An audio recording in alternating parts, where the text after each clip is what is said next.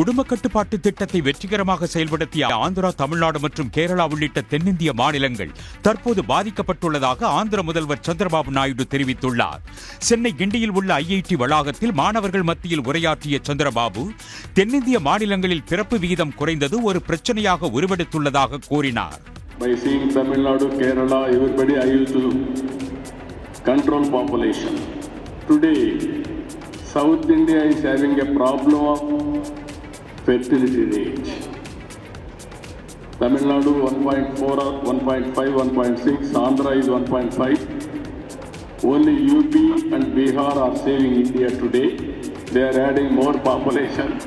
தொகுதி மறுசீரமைப்பால் பாதிக்கப்படுவதாக தமிழ்நாடு முதலமைச்சர் MK ஸ்டாலின் தலைமையில் தென் மாநிலங்கள் உள்பட பல்வேறு மாநிலங்கள் ஒன்று திரண்டுள்ள நிலையில் பாஜக கூட்டணியில் அங்கம் வகிக்கும் சந்திரபாபுவும் இப்பிரச்சனையை சுட்டிக்காட்டியிருப்பது அரசியல் முக்கியத்துவம் பெற்றுள்ளது.